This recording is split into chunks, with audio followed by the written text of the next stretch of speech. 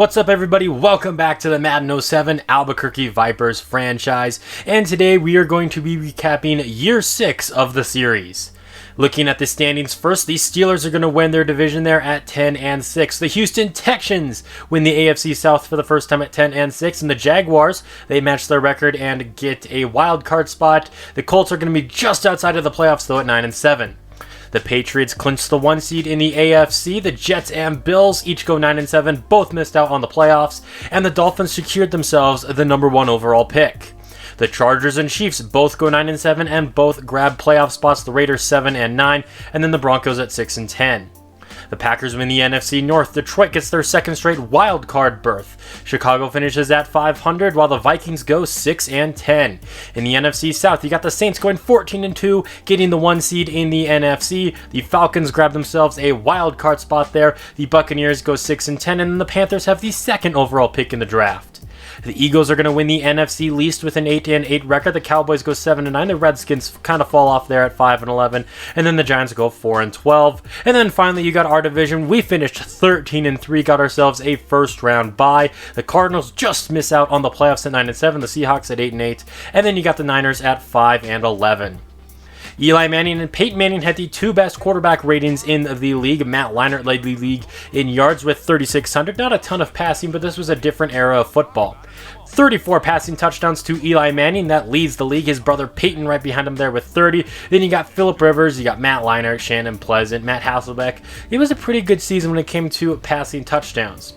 Looking at the least amount of interceptions out of guys who played all of their games, Eli Manning only had 8. Meanwhile, Carson Palmer led the league in interceptions with 29 of them. Mir Redmond and Chris Sims right behind him there. Lawrence Maroney had 2,300 rushing yards. Reggie Bush 2,200. It was just back and forth between these two guys. These are the 2 favorites for MVP, and we're going to see which one of these guys ended up winning it. Bush led the league in touchdowns and in yards for a good chunk of the season, but at the last second there, Maroney passed him up. Reggie Wayne, he led the league in everything receiving, in yards, in catches, and in touchdowns. Right behind him in touchdowns, you got Nate Burleson, and Quan Bolden had 12. Branch and Young each had themselves 10. Our boy Tariq Glenn led the league in pancakes. It was probably one of the best years for Albuquerque when it came to offensive line play. Gary Brackett had 147 tackles to lead the league. Jeff Robick, 6 tackles for loss. That led the league there. Giants rookie Michael Watkins, the 5th overall pick, 18 sacks to lead the league. Then you got 2 Patriots there they're probably the best team in football right now. Their defense is playing great. And then Ike Taylor, 10 interceptions to lead the league. He brought 2 of them back to the house. There were a handful of guys there with 2 defensive touchdowns. And then when it comes to kicking, John Hall, he was the best out of all of the kickers in the league. He only missed 1 all year. 2,800 yards for Seneca Wallace, 24 touchdowns, 15 interceptions, and a 60% completion percentage. He was only sacked 23 times. He had himself a pretty solid year. 1,200 yards rushing for Cadillac Williams and 7 rushing touchdowns. A good first year in Albuquerque for him. Tatum Bell had 400 yards and a touchdown, and then Seneca Wallace ran for a couple, as did Phil Van Dyke. Our fullback Ron White, he had 17 yards. Morris got himself 12. Larry Fitzgerald had 61 catches to lead the team. He had a kind of a down year, but a lot of that was because of Cross's injury. We weren't throwing the football as much. He only had 700 yards. He did have 10 touchdowns, though. Charles Phillips, he was close to getting his 3rd career 1,000-yard season, but close doesn't quite count, but still a good year for him as he had 6 receiving touchdowns. And then the tight end Alex Smith, he played pretty solid this season. And then even Dante Hall caught himself a touchdown pass. We already saw Tariq Glenn had 108 pancakes on the season, and then the most sacks given up by one player was just 5 this season. We played pretty good on the offensive line. We already saw Jeff Robrick's tackles for loss. Seaman Rice tied him there at 6. We did a good job getting in the backfield this season, whether it was bringing down the running back or bringing down the quarterback. 9 sacks for Antrell Wilson to lead the team. It was a little bit of a down year for him. It's his only season without double-digit sacks. Daryl Fannin also had a little bit of a down year. We already saw Ike Taylor's interceptions. John Kelly nabbed himself 6 of those. Terrence Newman had 3. You have a couple guys there each with 2, and then 3 guys there each with 1. And then we saw Ike Taylor's 2 defensive touchdowns. This defense had a total of 4 defensive touchdowns on the season. We already saw John Hall's stats as well. He was 29 of 30 when it came to kicking. No kick return or punt return touchdowns for Dante Hall this season, though.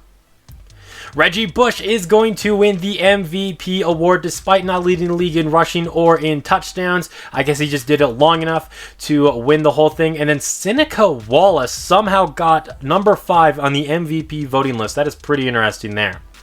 Well, you win the MVP, you're also going to win Offensive Player of the Year. That's what Reggie Bush does. Aiken Adele of the Arizona Cardinals, he wins a Defensive Player of the Year. Another good season for him. I think he won it last year when he was with the Cowboys. Scott Young, a rookie wide receiver for the Jaguars, he wins Offensive Rookie of the Year. Chuck Starks of the Vikings is right behind him, and then you got another running back in Gill there of the Redskins, Eric Strong of the Tennessee Titans, and then Parrish Walker finishes in 5th. And then Defensive Rookie of the Year, this was a surprise. It's going to go to Howard Pruitt of the Baltimore Ravens. In fact, Michael Watkins led the league in sacks and didn't even make it top 5 in Defensive Rookie of the Year. I don't understand that. We had 2 Vipers on the best offensive lineman list, and I think they definitely deserve that this year. Ike Taylor, he got robbed of the best DB. It goes to Brian Williams of the Jaguars. Not really sure why he got it over Taylor. Taylor had 4 more interceptions, but whatever. And then he only missed 1 kick on the year, but John Hall did not win the best kicker award somehow. And then our coach, Brian Billick, he finished 4th when it came to best head coach voting. We're going to take a quick look at the Pro Bowl. Both Manning brothers made it there, as well as Shannon Pleasant of the Houston Texans. Just, quickly going through this, you got Scott Young there. The AFC's got some pretty nice wide receivers. You also got Chad Ochocinco, who's still at the top of his game here, even though it's 2011. I think he retired, 2012, something like that? Because he had that incident with the Dolphins, I think, or whatnot. Anyway, he's still with the Bengals. His name's still Johnson in this universe here. And then they got a pretty good defense. I mean, it's the Pro Bowl. Of course, you're going to have the best players out of each conference. Both teams are going to be pretty stacked, of course. Just wait a second here, and we will take a look at some of the Vipers. We actually had a handful of Vipers make the NFC side of things. Hasselbeck is the starting quarterback, and then Seneca Wallace. He made the Pro Bowl. He finished 5th in MVP voting. Cadillac Williams, he made it there as well. But with Seneca Wallace's great play, we're probably going to move on from him in the offseason. He's still got another year on the contract. Obviously, he is not our franchise quarterback. But with the play that he's been doing this season, I would, realistically speaking, I think some teams would be interested in trading for him, whether it be a team like the Bengals or the Vikings, some team like that. Wallace, I think, is up to an 82 or an 84 overall.